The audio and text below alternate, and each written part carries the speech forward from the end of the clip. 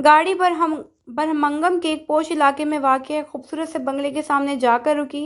एजेप्टन बरहमंगम के मकमूल इलाकों में शुमार किया जाता है, जो अपनी नबातानी बाग और शजरागाह के लिए काफ़ी शोहरत रखता है।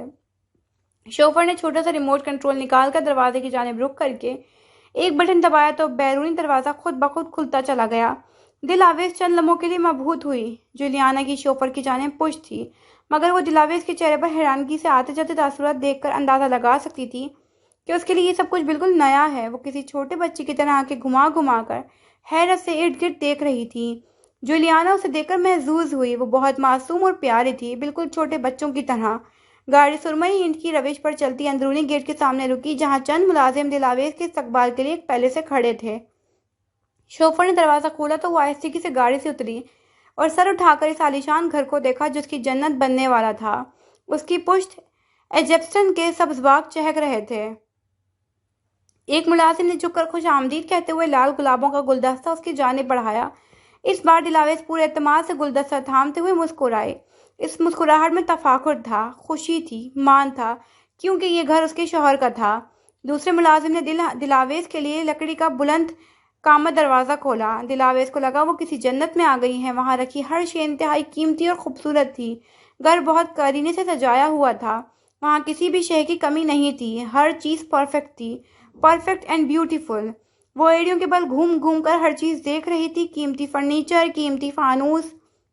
मैम, आपका कमरा उस तरफ है, जूलियाना ने एक सिमत इशारा करते हुए कहा। मुलाजिम उसका सामान कमरे में पहले ही रखवा चुके थे। उसका कमरा निहायत खूबसूरत था। खूबसूरत पर्दे, नरम गुदाज जहाज साइज का बिस्तर, कदमों तले ईरानी कालीन बिछा हुआ था जिसमें दिलावेज के पांव धंसे चले जा रहे थे। खिड़की के बाहर गार्डन का मंजर दिखाई दे रहा था, जहां माली फूलों में पानी डाल रहा था। कोने में एक स्टडी टेबल और रेक भी मौजूद था। बिस्तर के सामने वाली दीवार पर 50 इंच की एलईडी नस्ब थी। उम्मीद है आपको अपना बेडरूम पसंद आया होगा मैम, जूलियाना ने मुस्कुराकर कहा। बहुत अच्छा है, जवाबन वो भी गर्मजोशी से मुस्कुराई थी। सब कुछ उसकी तवक्को से ज़्यादा अच्छा और शानदार था। और यकीन करो, जब सब कुछ अच्छा अच्छा होता है तो समझ जाना अब कुछ बुरा लाजमी होने वाला है। आपके लिए बाथरूम रेडी करवा दिया है। आप फ्रेश होकर खाना खा लें और किसी भी शे की ज़रूरत हो तो आप इंटरकॉम कर सकती हैं। जूलियाना ये कहते हुए कमरा मुकफल करके वहां से चली गई और दिलावेज कुछ पल यूं ही खाली ज़हनी की हालत में बंद दरवाजे को मुस्कुराकर घूरती रही। पाकिस्तान की सर्द हवा में खनकी की मिलावट बतरीज बढ़ गई थी। आसमान पर तारीकी फैलते ही गांव की गलियों में खौफनाक सन्नाटा फैल जाता। कुत्तों के भौंकने की आवाज़ें इंसान के तन बदन में खौफ की लहर दौड़ा देते। ऐसे में जुलेखा बाथरूम में बेसिन पर झुकी शीशे में न जाने कौन सा नुक्ता तलाश कर रही थी। वॉश बेसिन के नल से बर्क रफ्तारी से पानी बह रहा था। बीजान की मौत, दिलावेज की बर्बादी और 2 दिन बाद मीर আহিल की वापसी, और फिर शायद ही वो पलट कर आता। कितना बेहतरीन लाएअमल तश्कील दिया था उन्होंने। नल से बहती धारा को बगौर देखते हुए जुलेखा ने सोचा था, मगर फिर भी उन्हें नाकामी का चेहरा देखना पड़ा। आखिर क्यों? जुलेखा ने पानी के चंद छींटे अपने चेहरे पर मारे। चेहरे से पानी की बूंदें टिप टिप गिर रही थीं, जिसमें अब नमकीन पानी का भी इजाफा हो गया था। मगर वो रो क्यों रही थी? क्या दिलावेज की शादी ही असल वजह थी उनके आंसुओं की? इस बात का जवाब उनके दिल के पास भी नहीं था। एक अजीब सी बेचैनी में उनकी जिंदगी कट रही थी। इंसान अपनी आंखों और कान बंद भी कर ले, तब भी ज़मीर आपका पीछा नहीं छोड़ता। यह आपको वो दिखाता रहता है जो आप देखना नहीं चाहते, वो सुनाता है जो आप सुनना नहीं चाहते। ज़मीर की दस्तक दिल पर थप्पड़ की तरह लगती है। वो शावर लेकर बाथरूम से निकली तो सामने टेबल पर खाना पहले से रखा हुआ था। शायद जूलियाना रख कर गई थी। लंबे सफर की थकान में नहाने के बाद कुछ कमी आ गई थी और खाना देखकर दिलावेज को एहसास हुआ कि उसे वाकई भूख लगी हुई थी। उसने ट्रे में सचे खाने पर नजर डाली। एक दरमियाने साइज की ब्रेड बाउल में क्रीमी कॉर्न सूप सर्व था। बाउल की सूरत में तराशा हुआ ब्रेड दिखने में वाकई दरमियाने साइज का कटोरा लग रहा था।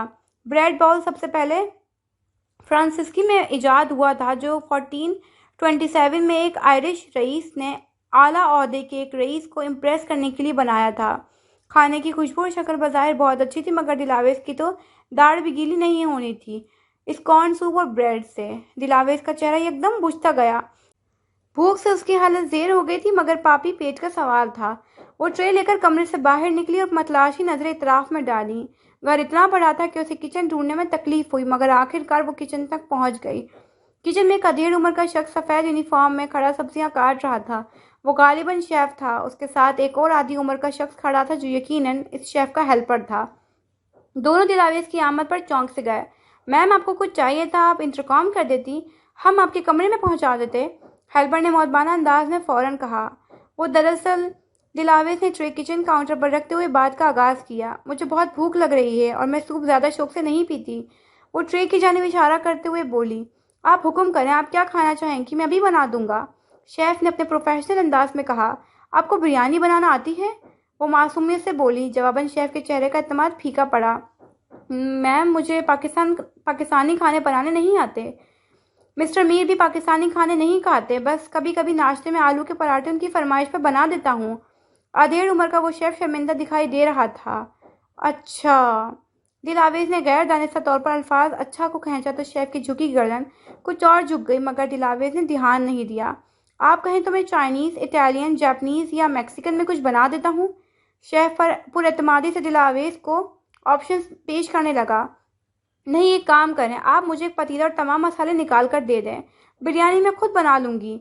ये कहते हुए दिलावेज कमीज के आस्तीन कोहनी तक चढ़ाए हुए किचन सिंक की जानिब बढ़ी। शेफ और साथ खड़ा शख्स हैरत से एक नजर दिलावेज को फिर एक दूसरे को देखने लगा। हुक्म की तामील उनकी जॉब थी। शेफ के साथ खड़े हेल्पर, जिसका नाम जेरी था, असबाब में सर हिलाते हुए दिलावेज की हिदायत पर अमल करने लगा। दिलावेज पूरे इंदमाग और इत्तेमाद से किचन में काम कर रही थी। शेफ उसको काम करने के अंदाज पर पुरताजुब हुआ।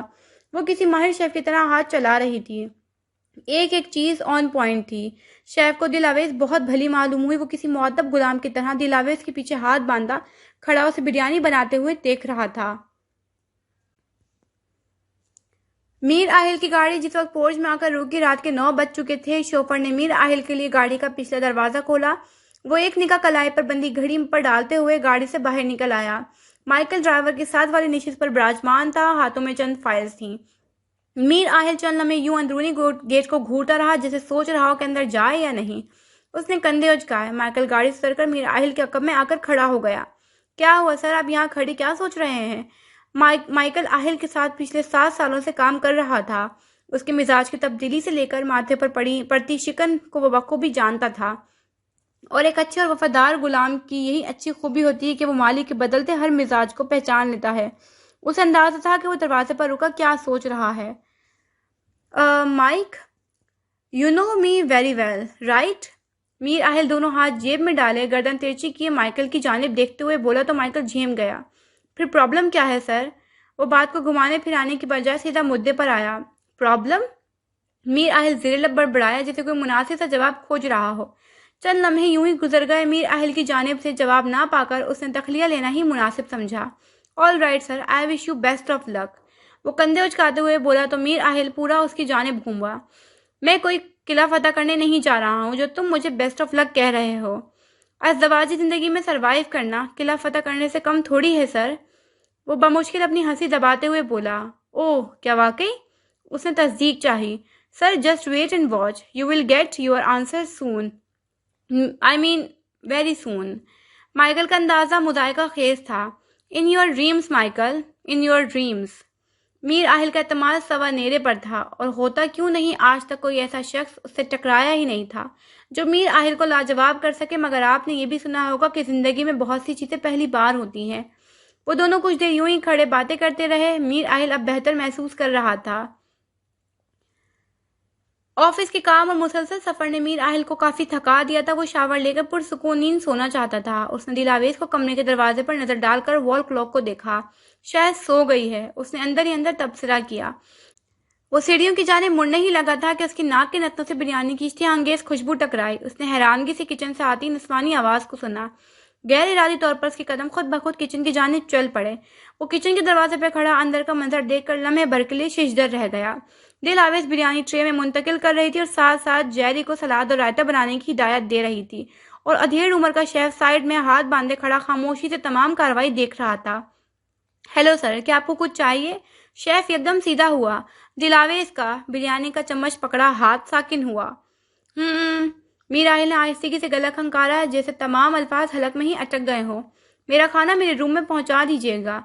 ये कहकर वो किचन से निकल आया। खाना तो वो प्लान में खा चुका था, मगर बिरयानी को कौन ना कह सकता था।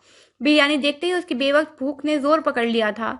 कुछ देर बाद वो फ्रेश होकर बाहर निकला तो मुलाजिम तब तक खाना रख कर जा चुका था।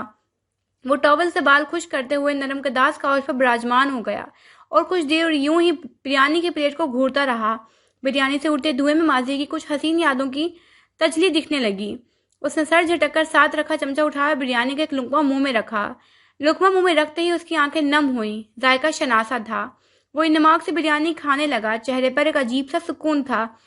उसे हवेली में बिताए माजी के वो पल याद आने लगे जब वो खुद एक 9 उम्र का लड़का था। तब दिलावेश शायद 12 या 13 साल की थी। ताईजान, मुझे भी बिरयानी बनाना सीखनी है। कितने मजे की बिरयानी बनाती हैं आप, सबकी उंगलियां चाटते रह जाते हैं। दिलावेश सुमेरा चची के अकब में खड़ी बिरयानी के पतीले में झांकते हुए चहक कर बोली, जब मीर आहिल किसी काम से किचन में दाखिल हुआ था। गुड़िया, बिरयानी बनाना कौन सा मुश्किल काम है, बस सारा खेल मसालों का है। सुमेरा चची पतीले में चम्मच चलाते हुए मुस्कुराकर बोली। वो जवाबन कुछ कहने ही लगी थी कि मीर आहिल को देखकर वो ठटक कर चुप हो गई। मीर आहिल बचपन से ही खामोश तबीयत और रोबदार शख्सियत का मालिक था, हाँ, मगर तब भी वो काफी खुश इखलाक और हंसने बोलने वालों में से था। खामोशी उसकी शख्सियत का महवर मीर रहमान और सुमेरा के इंतकाल के बाद बनी थी, वरना वो महफिलों की जान हुआ करता था। मगर ये कहना गलत नहीं था कि आज भी मीर आहिल की आमद से महफिलों में 4 चांद लग जाते थे। बिलाशुबा वो जाजिब नजर शख्सियत का मालिक था। अपने नाम की तरह वो आज भी सबके दिलों पर हुकूमत करता था, खास तौर पर खूबसूरत हसीनाओं के दिल पर। वो क्या कहते हैं अंग्रेजी में? हाँ, हैंडसम हंक। वो झट से बिरयानी की पूरी प्लेट साफ कर चुका था। वो कभी भी रात में कुछ भी हैवी नहीं खाता था, मगर ना जाने आज कैसे वो अपना बनाया हुआ उसूल फरामोश कर गया था। कोई बात नहीं, कल जिम में 1 घंटा एक्स्ट्रा वर्कआउट कर लूंगा। उसने अपने गिल्ट को कम करने की कोशिश की और नैपकिन से होंठों के किनारे साफ करते हुए बाहर वॉक के लिए निकल गया, क्योंकि अब इतना हैवी खाना खाने के बाद सोना थोड़ा मुश्किल ही था। सूरज की रोशनी इंग्लैंड से के साफ आसमान पर फैल चुकी थी। बर्मिंघम की सड़कें एक बार फिर गाड़ियों से खचाखच भर चुकी थी। लोग अपने अपने ऑफिस की जानिब बढ़ रहे थे। ऐसे में मीर आहिल तैयार होकर टाई को ठीक करते हुए सीढ़ियां उतर रहा था। वो लाइट ब्लू सूट में मलबूस ऑफिस जाने के लिए बिल्कुल तैयार लग रहा था। आहिल सीढ़ियां उतरकर दरवाजे की जानिब बढ़ने ही लगा था कि डाइनिंग हॉल के सामने से गुजरते हुए उसके कदम मुंजमद हुए।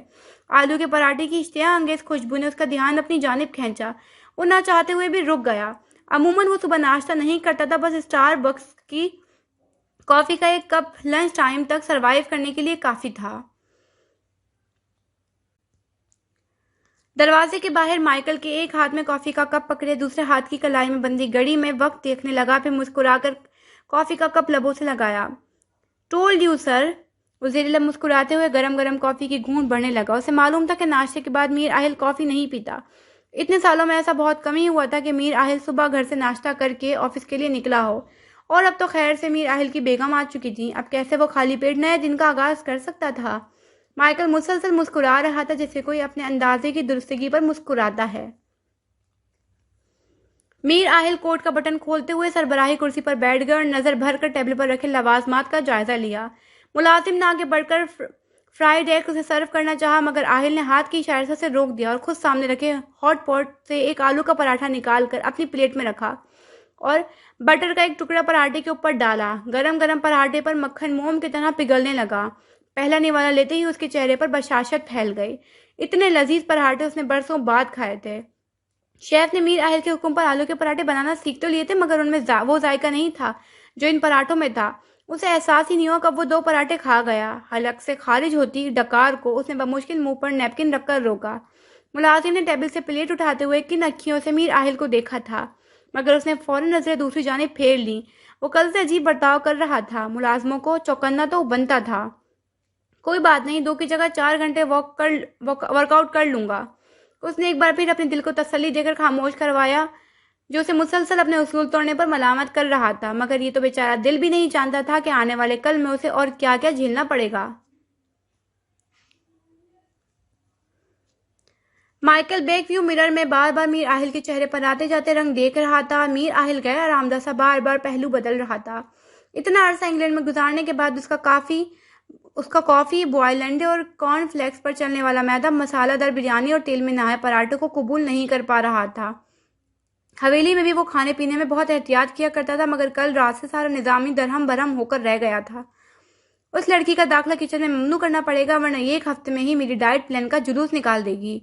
वो ना चाहते हुए भी एतराफ़ कर बैठा था कि दिलावेज के हाथ में भरपूर जायका था। कुछ देर बाद मीर आहिल अपने ऑफिस में पावर सीट पर विराजमान था और रोज़मर्रा की तरह माइकल उसे आज का शेड्यूल बता रहा था। I think it's enough for today, cancel all the meetings. Mir Aahil ने टाई ढीली करते हुए उसे टोका। Are you okay sir? ना चाहते हुए भी माइकल पूछ बैठा। हाँ मैं ठीक हूँ, बस आज मूड नहीं काम करने का, उसने सिरसरी अंदाज में कहा। फिर अपने ही अल्फाज में खुद ही हैरान हुआ जवाबन माइकल ने भी हैरत से मीर आहिल को देखा। जिस शख्स की पहली और आखिरी तरजीह हमेशा उसका काम रही है, ऐसे शख्स के मुंह से ऐसी बात सुनना वाकई हैरत में मुब्तला करने वाली बात थी। वो ये पूरा वीक में काफ़ी मसरूफ रहा हूँ, you know, delegations, meeting, conferences वगैरह वगैरह।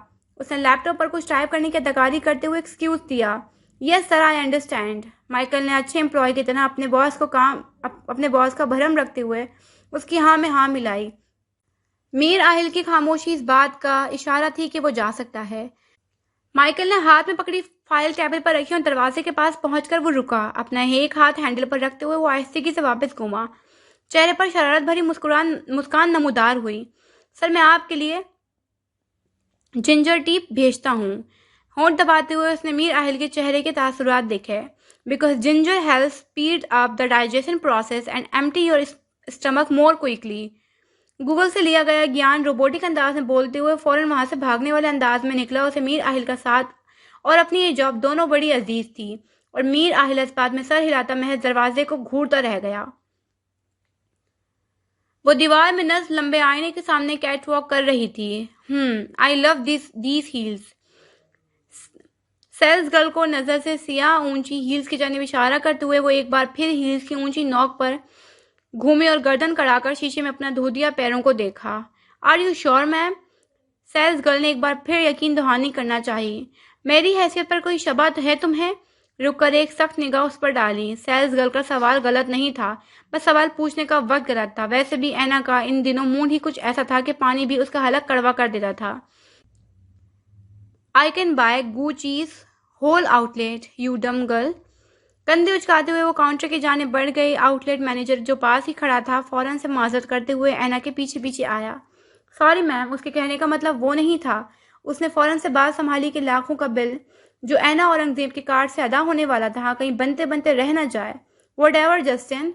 वो बिल अदा करके आंखों पर सिया गोगल्स टिकाते हुए आउटलेट से बाहर निकल गई। आउटलेट के बाहर 4 मुलाजिम जो पहले ही बॉस मुख्तलिफ ब्रांड की शॉपर्स थामे हुए उसके इंतजार में खड़े थे, उसके आते ही पीछे पीछे अगली दुकान की जाने बढ़ गए।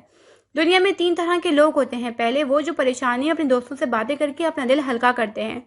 दूसरे वो जो परेशानी में खूब खाना खाते हैं और तीसरे वो जो परेशानी में अपने रब को याद करते हैं। मगर ये ऐना औरंगजेब थी जो परेशानी में लाखों की शॉपिंग करती थी। गुची, लुई विटोन और वर्साचे उसके फेवरेट ब्रांड्स थे। अमूमन लोग दूसरों के लिए खुश और खर्म रहने की दुआ करते हैं, मगर इन ब्रांड्स के मैनेजर उसके दुखी होने की दुआ करते थे। मुलाजिम शॉपिंग बैग्स कार की डिग्गी में रख रहे थे जब ऐना औरंगजेब का फ़ोन बजा। उसने एक हाथ से सिया चश्मे को माथे पर टिकाए हुए फ़ोन हवा में लहराया। चेहरे पर हल्की सी मुस्कान नमूदार हुई। हेलो मिस्टर औरंगजेब आलम। वो गाड़ी की पिछली नशिस्त पर विराजमान होते हुए बोली तो सामने वाले का कहका बुलंद हुआ। लगता है मेरी बेटी ने पूरा मॉल खरीद लिया है आज। उनका मोबाइल मुसलसल पेमेंट अपडेट्स के मैसेजेस से बज रहा था। नहीं डैड, कुछ खास नहीं खरीदा। वो सिरसुरी अंदाज में बोली, चेहरे पर उदासी साफ आया थी। डोंट वरी हनी, अब तुम्हें अपनी उदासी को एंटरटेन करने के लिए शॉपिंग मॉल्स के चक्कर लगाने की जरूरत नहीं पड़ेगी। वो अपनी पावर सीट को दाएं से बाएं हिलाते हुए बोले। इतने दिनों में पहली बार औरंगजेब के चेहरे पर खुशगवार तासुरात उभरे।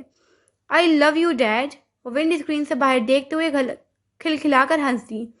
I love you too honey. वो भी पूरे दिल से मुस्कुराए थे।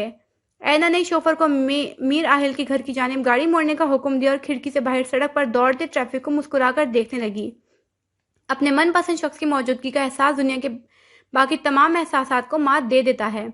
मीर आहिल, वो ज़ेरे लब कहते हुए तमानियत से मुस्कुराई। मीर आहिल इस वक्त अपने घर की पहली मंजिल पर बने जिम में मौजूद था। उसने ग्रे रंग का ट्राउजर और टैंक पहन रखा था। ट्रेडमिल पर दौड़ते हुए बार बार उसके माथे पर पसीना आ रहा था जिसे वो गर्दन में डाले पीले रंग के टॉवल से वक्फे से साफ कर रहा था। उसका दिमाग मुख्तलिफ सोचों का अमाजगा बना हुआ था। ट्रेडमिल ऑफ करने के बाद वो पुलअप्स करने लगा। रोड से लटका वो 6 फीट का शख्स पूरा जोर लगाते हुए अपने निचले हिस्से को ऊपर उठा रहा था। वो शायद यूं ही बिना रुके अपनी ही सोचों में गर्क पुलअप्स लगाता रहता अगर दरवाजे पर दस्तक ना होती। यूं जैसे तूफान आ गया हो। वो कुछ कहता इससे पहले ही ऐना जिम का दरवाजा धड़ से खोलते अंदर दाखिल हो गई।